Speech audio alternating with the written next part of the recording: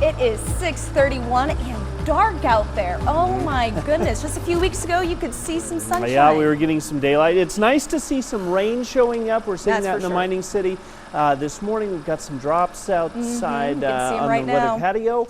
Really, it's going to be a much cooler day. Today is much different than what we were dealing with at the beginning of the week. Right now, 40s for most of the area, 28 in West Yellowstone.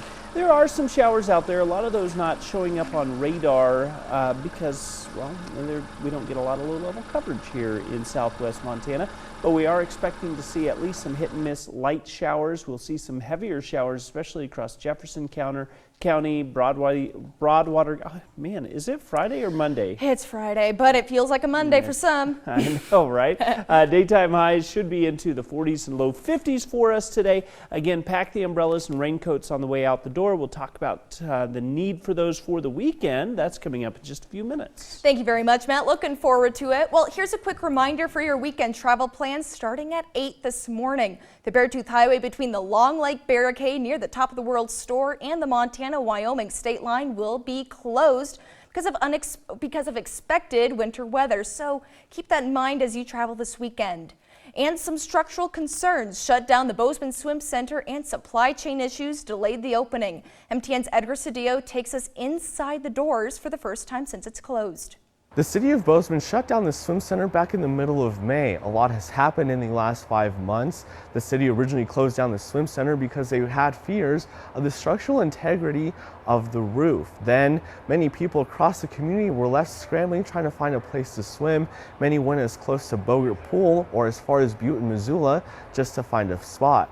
Then the city declared an emergency declaration to speed up the process on the emergency repairs at the swim center, which the city says could cost them upwards of $1.5 million.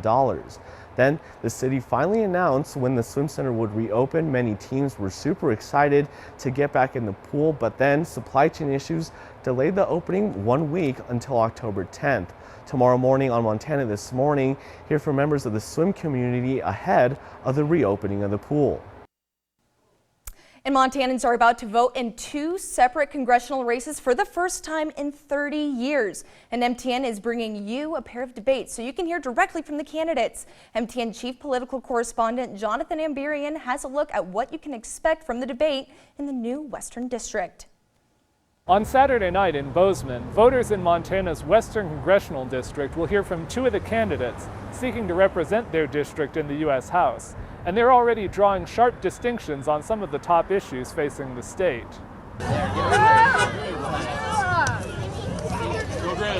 The Republican candidate is seeking a return to the House. Ryan Zinke was previously elected twice to represent the entire state, before joining the Trump administration as Secretary of the Interior. As he campaigns for another term in Congress, he's called for limiting federal spending, supporting energy production in the U.S., and fighting government overreach. Zinke told me if elected, he'll serve as a check on the Biden administration. We have to bring back our trust in our government by transparency, holding people accountable again.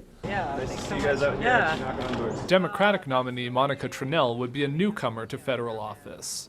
An attorney from Missoula and former Olympic rower, she's talking about addressing growth and affordability, standing up to large corporations, supporting abortion rights, and preparing for a transition to new energy sources. Tranel says she's prepared to serve constituents in the Western District, beyond simply legislating. I know where the people are, I know where the needs are, and I will know where the resources are, and I can help bridge those. Absentee ballots will be going out to voters in the Western District and across Montana in about 2 weeks. In Bozeman, Jonathan Amberian, MTN News. Now tomorrow, the candidates for U.S. House square off in our live MTN televised debate. Monica Tranel and Ryan Zinke take the stage at 6, and you can watch it here on KBZK or KXLF. Or you can select between Districts 1 and 2 on the KBZK streaming app. That's the U.S. House debate tomorrow night at 6 with our panelists, Jill Valley, Donna Kelly, and Jonathan Amberian. From police officers to firefighters to paramedics, first responders often deal with stressful situations, and that leaves an impact. Now a nonprofit is teaming up with the Montana Highway Patrol to help emergency responders handle the trauma they see. MTN's Ryan Berg explains. Here at the East Valley Fire Department, T6, a nonprofit organization, brings first responders across the state to talk and learn more about mental health. Being a first responder is no easy task. A first responder is a person who's among those responsible for going immediately to the scene of an accident or an emergency to provide assistance. With having this responsibility, the scenes they encounter can be unsettling and can stick with them for however long, which emphasizes the importance of mental health.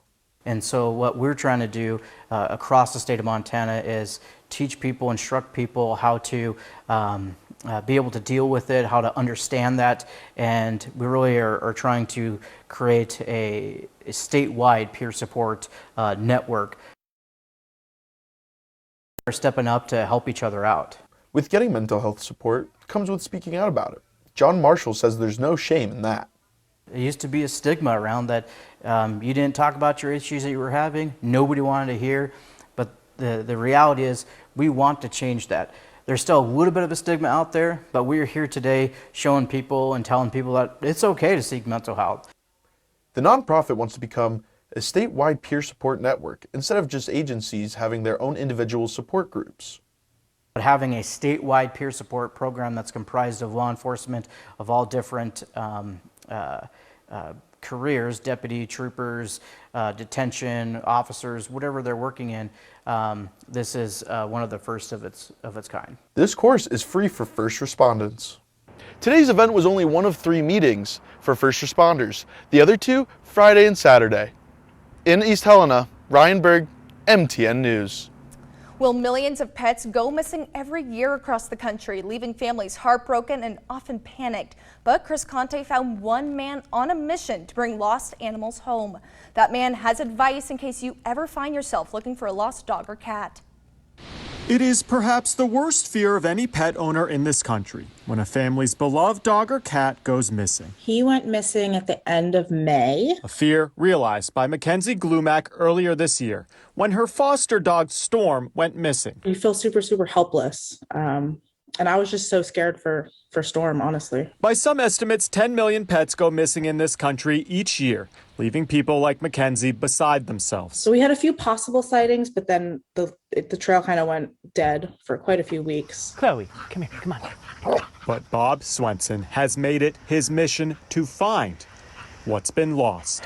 So the hard part is gaining their trust. A few years back, Bob and his wife were fostering a dog that ran away. Good girl, yes. Like most animal owners, their initial response was panic. The worst thing you can do generally is to yell and chase a lost dog, especially if it's scared. But the 59-year-old quickly started researching the best ways to bring a lost pet home. They step on this trip plate, the door closes, and they're safe. We've rescued thousands of dogs using this method. What was just a mission to bring one missing dog back, yes, that's a good girl, I know, has now become a full-time job for Bob Swenson. There were so many lost pets out there, and we wanted to do everything we could to help get them home. These are just some of the 1,500 dogs and cats Bob Swenson has helped bring home just in the last year. Countless joyous reunions. He's become known as the lost dog guy. You gonna come? You gonna sit? How is he so successful? Bob is constantly joining trapping groups. Sit. Good girl. Using wild animal tracking techniques and applying them to finding dogs and cats. We would take a trap out, a cellular camera so we can monitor the trap.